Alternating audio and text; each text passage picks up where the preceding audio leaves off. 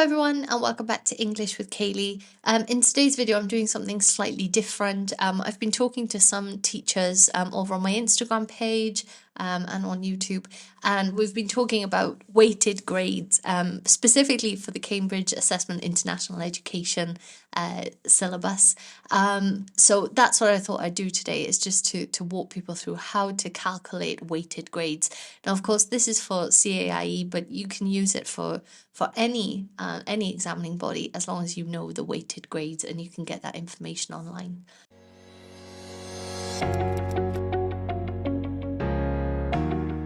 So I'm just going to talk a little bit about how we get from the raw mark to the syllabus grade. So just showing that kind of journey and the steps, and then I'll show you how to convert mock exams. And when I say mock exam, it's not just mock exams, but any kind of past papers that your students do, how to use those to convert them from raw marks into syllabus grades. So this can help you with your predicted grades for your pupils. It can also help you kind of direct students and show students what they need to achieve a certain grade within the exam. So this is basically how Cambridge converts a raw mark into a syllabus grade. So it starts with the raw mark. So that's just the score that's awarded for each paper. So for example, if the paper's worth 25 marks and a pupil gets 23 out of 25, 23 is their raw mark. The final mark is the mark that has then been multiplied by a weighing factor. Of course, remember that in between these steps, Cambridge may adjust the mark, but if we think about it just as a classroom teacher with the marks that you've awarded, this is how you do it. So the final mark is the mark that has been multiplied by the weighing factor, and I'll show you where you can find those and everything at a later point in the video. So once then you've worked out the marks with the weighing factor, you add those together, and when you add those together, you get the syllabus total for each candidate, for each student. And then you use that number, that syllabus total, then you go and you have a look at the grade thresholds to assign the correct grade. So for example, maybe it would say 85 is for an A and 94 is for an A star. And if your syllabus total for your pupil is 87, then you know that they've got an A overall. So that's the kind of journey that it goes on. Those are the steps. So now I'm going to show you how to do those. I'm going to show you using GCSE First Language, GCSE Literature and GCSE as a second language, because those are the three main GCSEs that we offer at my school. So let's look at 0500 first. So this is English as a first language. So if we look at step one, so you take a student's raw score. So you mark their exam papers, and let's say that in paper one, they scored 68 out of 80. And in paper two, which is the writing, they scored 59 out of 80. Okay. So then what you want to do is you want to find the weighing factors for both of those papers. Now, the reason I've picked 0500 first is because it's a very easy one, because the weighing factor is 1, which makes it much easier for calculations. I'll show you more complex ones in later stages in the video. But this is where you'll find it. So you can find this information under further guidance on the Cambridge Support Hub, and I've put the link down below in the description. So you'll get to find a sheet that looks like this. As I said, it's in the further guidance on the Cambridge Support Hub, and that is called the Weighing Factors sheet. That's where you can look for and identify the weighing factors for each of your papers. So at my school, we do component 12 and component 22. That depends on where you are in the world and which zone you're in. So the maximum, you can see there, the maximum raw mark for both papers is 80.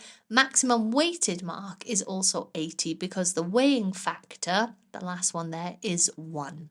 As I said, that makes it much easier for calculations, but I'll show you some more difficult ones later on. So we now have the raw scores, and we know the weighing factor for the first language exam, which is 1 and 1. And these remain the same. So that's very easy. Once you've found it once and you know it once for your component and your syllabus, you're good to go. So after you've found the weighted value, that's when you're going to calculate the final mark. Okay, so that's what this looks like. So you see paper one there. So they got 68 out of 80. That was the raw score. And then you want to times that by the weighing factor. And we know that this one is 1, so it's a straightforward calculation. 68 times 1 equals 68. Paper 2 is 59. That was the raw score for the writing. Again, we times that by 1 and we get 59 again. So the next step then is to add those two together to find the syllabus total. So the weighted scores. So 68 plus 59 gives us 127. So 127 is the syllabus total. From that, then you want to go and find the syllabus grade from the grade thresholds. Okay, so I've just put 127 in brackets so that we remember, but this is where you go to find the grade thresholds for your papers. Okay, so you can see the CAIE School Support Hub there. So you go into examination resources. You can change the resource type down to grade thresholds to make it easier, to make it quicker, and then you pick the grade threshold that you want to use. Be sure to use the grade threshold that goes in line with the exam paper you've given. So if you've done a past paper from May 2018, make sure you use the grading thresholds from May 2018 as well. That will show you exactly what they needed in that paper to score the different grades. So I'm using the June 2022, it's the most recent one, so this was the example. So I downloaded that, and that's where you see this section come through. So what you want to do is you want to look then for the combination of components. So which one does have your pupils sat? So for example, for me, as I said, they sit 12 and 22, so that's at the bottom there. And then you can see, okay, to get an A star, the student needed a score of 110, okay, when it was weighted. For an A, they needed 97. For a B, they needed 84, and so on. And we've already worked out our calculation to say 127. So we can then say that this pupil has achieved an A star. They needed 110 and they scored 127. So that is a straightforward calculation, as I said, because the weighing factors are both 1, but in some syllabi that is not the case. So let's take a look at the GCSE literature syllabus. So this is 0475. So what's important is that at my school, the students sit paper 1 and then they do paper 3 and the coursework component. So again, it's going to change depending on what papers your pupils sit.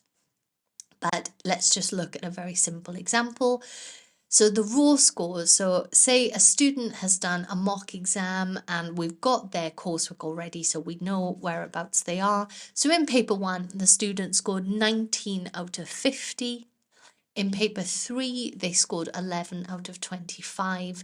And the coursework, they've scored 14 out of 25. Okay.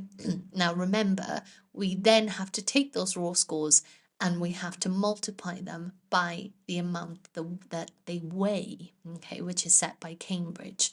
So paper 1 is weighed at, the weighing factor is 1, as is paper 3, which is also 1, but component 5, which is the coursework, the weighing factor is 0.5.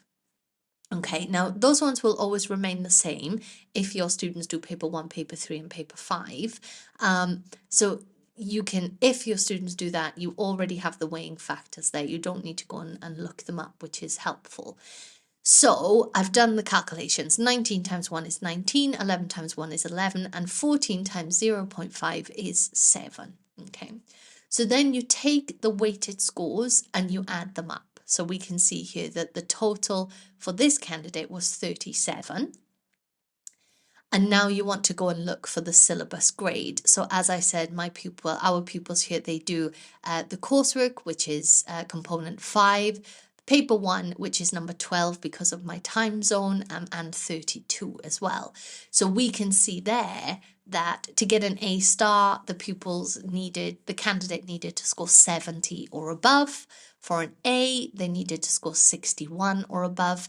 And now we can see from the syllabus total that the candidate got 37. So looking at the scores, we can then say, okay, for a D grade, they needed 36. We've got 37. For a C, they needed 43. So they haven't reached the C grade.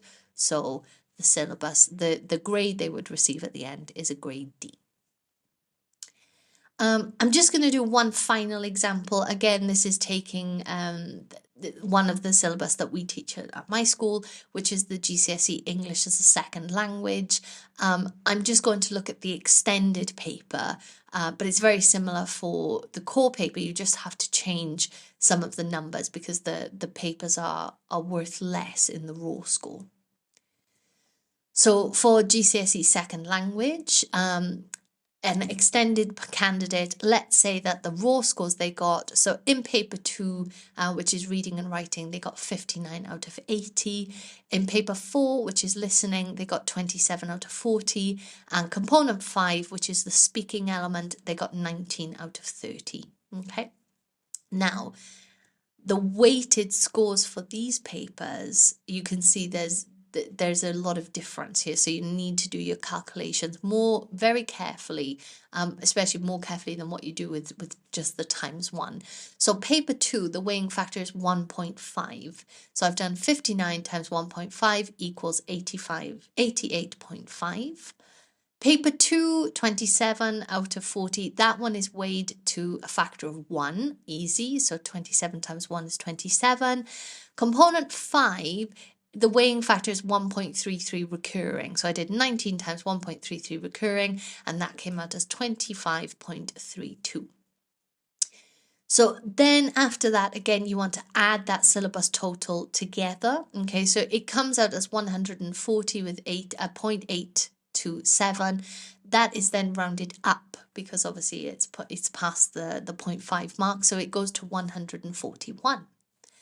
You go back to the grading threshold to find the syllabus grade.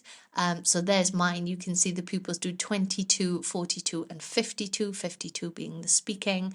And we can see the grades there. We can see to get an A star, they needed 184, for an A, 168, etc. So this pupil, this candidate, we can see, 141. Okay, they didn't quite get to the B, to close enough to achieve the B grade, so they achieved the C grade. So I really hope that this video has helped you, especially if you're working with mock exams now, and good luck to all your pupils. So please don't forget to like and subscribe for more content, not just around teaching, but also about learning, and especially subscribe if you teach or if you study any of the syllabus that I've mentioned in today's video. And I'll catch you in the next one. Thanks for watching. Bye guys.